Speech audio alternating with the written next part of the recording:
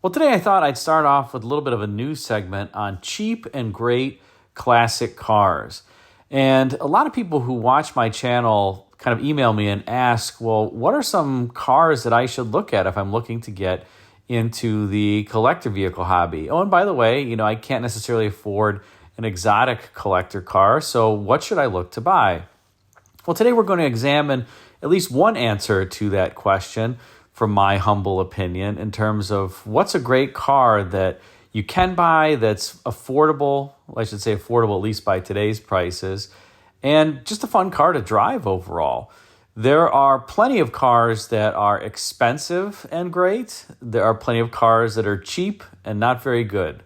But the intersection of classic cars that are cheap and inexpensive is pretty narrow. But you'll find that there are some, and this is one of my top recommendations if you're looking to get into the collector vehicle hobby and you just want something, especially to have, let's say, a different sense of what a vehicle was like back then versus today, and drive something that's extremely comfortable and quiet, well-built, and well-made, well-engineered. That's what the subject of today's video is. And so my first nomination for this award is the 1967 to 1971 Ford Thunderbird, the so-called glamour bird era. Now, for those who don't know, Thunderbirds go by different nicknames over the years. The 55 to 7 goes by many different nicknames: the baby bird, the original bird. Then there's the square bird from 58 to 60. Then there's the bullet bird. Then there's the flare bird. And after the flare bird, you get to the glamour bird. And the 67 to 71 Thunderbird is interesting to me because I think particularly in the two-door form, and later on, once they introduced the Sport Coupe, in the Sport Coupe form, they're pretty good-looking cars overall. And they have fantastic interiors. The interior detailing and fit and finish are just about perfect. And they have great engines under hood. They have great transmissions. They have big Ford 9-inch rear ends. And they ride great. They have just excellent quality. And yet you really can pick them up for, I'll say, not much of anything, at least in terms of the collector car space. In point of fact, this beautiful condition 1967 Thunderbird, which admittedly is a four-door variant. They had four-door variants of Thunderbirds for a while. That was actually the basis of the Mark III, was the four-door Thunderbird platform. Even though the Mark III was a two-door, it needed the extended wheelbase of the four-door Thunderbird. In any case, the four-door Thunderbirds and the two-doors, they kind of go for about the same price in this era. You can find mint-condition copies for in the mid-teens to, I would say, $20,000. If you wanted an ultra-mint condition car, you're talking in the low 20s in general. Most people are not going to end up restoring these cars because they're very challenging to find parts, at least interior trim bits. You can get normal tune-up items. These cars have great engines under hood. This 1967 has either a 390 or 428, which was the optional engine, Ford FE V8. In the coming years, they would go to the 429 cubic inch V8, and that would be the standard engine for the rest of the Thunderbird run in these Glamour Birds once they switched to that 385 series 429 cubic inch V8. And so you get a great engine. You get either a 390, a 428, or 429 in these Glamour Birds. You get the C6 heavy-duty automatic, like I said before, and you get a fantastic car just for the money. Remember, Thunderbirds were luxury cars of the era. They were not Fords. They were meant to be expensive, tasteful, stylish vehicles, and that's exactly what a car like the 67 Glamour Bird is. Well, aside from the whole four-door thing, which I normally don't mind four-doors. I love four-door hardtops, but something about the proportions of these four-door Thunderbirds look a little funky. But hey, if that's what you really like, go for it. Personally, a two-door like this particular Thunderbird for 1967 would be the one that I would go after. And this one's obviously in a great color combination, black with a red interior, those beautiful spinner wheel covers. I love the hidden headlamp front end on these Thunderbirds. They would have the hidden headlights for 67, 68, and 69. The front end, as you're going to see, got a little busier each year. And then in 1970, they went to the so-called Knudsen nose for 70 and 71, actually at the request of Bunky Knudsen, who was formerly the Pontiac division general manager before Ford brought him over to be president of Ford Motor Company. And he wanted Fords to look more like Pontiacs, hence the Knudsen nose and the 70 and 71 Thunderbird, as well as the 71, 72 LTD. And then once Bunky left, or let's just say got fired, the Knudsen nose was gone. That was his influence. And here you have the 1968 Thunderbird, very similar, obviously, to the 1967, but a different grille texture, kind of a texture within a texture on this one, where you've got the ice cube tray set within various rectangles. Still a handsome design, a little bit busier and toothy up front. I don't quite like it as much as the 67. Notice also for 68 the switch to the regular wipers as opposed to the butterfly wipers that the 67s had. This car, of course, has incorrect wheels. Somebody must have thought that the factory wheels were just too small, but otherwise the car looks very similar to the 67. There is one other little interesting detail change up front, and that is, notice the bumper, how it forms the lower portion of the grille and how it spills out into creating the cornering lamp up front. That was something that did not happen on the 1967 design.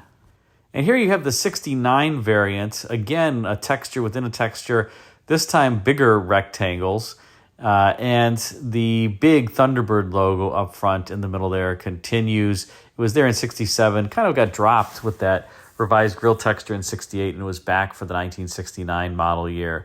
Again, not necessarily my favorite compared to the 67, but still a good-looking car, and you have the bumper spilling into the sides like you did on 1968 as well. Now, as we head into the 1970 and 71 variant, I already talked about the Knudsen nose, so you can see that up front. The Thunderbird lost its exposed headlamps, but it gained this beautiful sport coupe with such elegant proportions. These are my favorites of the 70 and 71 Thunderbirds, maybe of the entire Glamour Bird era, because they just look so elegant and attractive and stately, especially when you take a look at them from the rear three-quarter view, where the roof line, I think, is just spectacular. And, of course, you have the complete rear being a tail lamp. Basically, I shouldn't say a tail lamp, but a series of tail lamps. It appears as one big lamp on the rear of this vehicle. And that was a signature of the Thunderbirds of this era, that big rear lamp, the full width wall-to-wall tail light that you had on any of the Thunderbirds in the Glamour Bird era. And you also have kind of this pinched theme in the middle that flares out on either side. A little bit of the barbell theme, if you want to call it that, on the back. That would be a Thunderbird theme for a number of years, even after the Glamour Bird, onto the Box Bird, too. I should also point out that these Thunderbirds did have the ventilation that you see just behind the rear window, and that was highly effective. You could open or close it from inside the cabin, and that allowed the air that was inside the cabin to come out the back, and it was very, very effective, especially for cigarette or cigar smokers, to get rid of that smoky air in the cabin. I wish cars had something like that today because, I don't know, the windows seem to fog up more readily than they did on cars like this, where the flow-through ventilation system was very effective. But no vent glass on these Thunderbirds, but instead you got this excellent ventilation system. Now, in addition to the great-looking exteriors, you got fantastic interiors. The Thunderbird had some of the best interiors, really, of any car of the era. It didn't matter what the price point was, but extremely finely detailed. Notice here on this particular 67 interior, which you can tell by the so-called flower pot wheel that all Fords had for 1967, that you have this beautiful center console and all this rich detailing all over the interior. Very expensive materials that are soft touch. There's not really a bunch of hard plastic here. It's a luxurious place to be, befitting of a true luxury car. And on some of the Glamour Bird configurations, you get this beautiful wraparound rear seat with the full-length center console that you can see here. Very few cars had a rear seat that looked like that. That was a hallmark of Thunderbird design for a number of years. Interestingly, this one is equipped with crank windows. So yes, it's a luxury car with crank windows. I mean, this was 1967 after all, and every piece of equipment was optional in a Thunderbird. So don't just assume that the car is going to come with air conditioning or power windows and not look at it and buy it sight unseen. You should always obviously look at a car before you buy it. But like I said, everything was optional, and some people, like whomever the buyer was of this, opted for manual windows. Remember, power windows at this time were still thought to be a bit of a reliability issue. And in truth, to some degree, they were a little bit. And so some buyers just still went with the crank windows because, well, they worked fine, and you didn't really have to use them all that much by this point, especially if you got air conditioning. You weren't cranking the window up and down all the time.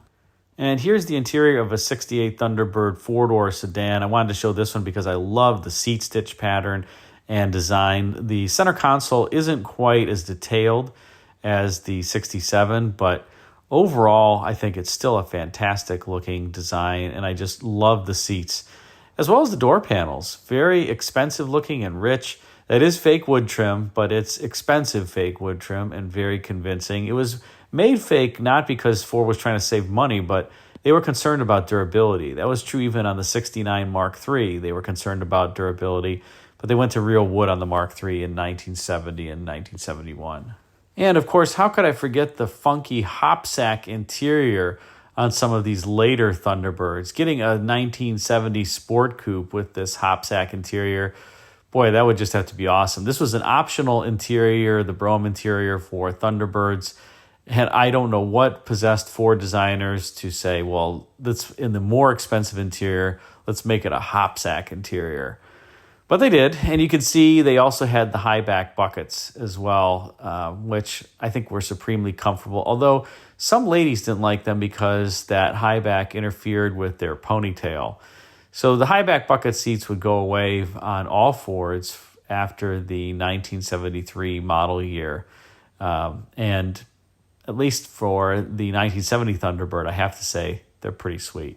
Now, as I mentioned, under hood in these Thunderbirds, you got either a 390 or a 428 engine. That was really the choice for 1967. 1968 was an interesting year because they switched part year from the FE engine to the new 429 cubic inch V8, and that 429 would be the engine that was employed in all these Glamour Birds all the way through to the 1971 model year.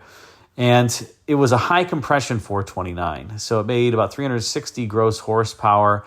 This is before in 72 Ford would detune their V8s to run on lower levels of octane. So you got a high compression V8 that was powerful and smooth and silky, just everything that you would want in a luxury car engine. It's kind of unfortunate. The 72 variant isn't my favorite. Of course, that was then the Big Bird, the different Thunderbird. But the 72 429 engine is something that there's 1 year only heads, the D2 VE heads, and they tend to ping if you don't use premium fuel in them today. So you have to use premium fuel and you don't get the horsepower. If you're going to use premium fuel, and by the way, also use lead additive, you might as well get the extra oomph and get a 67 to 71 Thunderbird. So this is one of my top recommendations for, I'll say, a collector car. If you want to get into the collector car hobby, you could buy one of these. You can pick them up for reasonable prices. They're great cars. They are complicated. They got a lot of vacuum systems here, from the door locks to the headlamp actuators. So just make sure, and even the climate control, by the way. So just make sure it all works if you're buying one of these cars, because that can be a bear to trace down. But they are good, well-made cars, well-built, comfortable cruisers, extremely quiet, good lookers. This is one of the cars that checks my box in terms of a collector car to buy that's a great vehicle at a reasonable price. What do you think? What's one that checks your box that's a great vehicle at a reasonable price? Put a comment in the comment section and let me know. Thanks again for watching.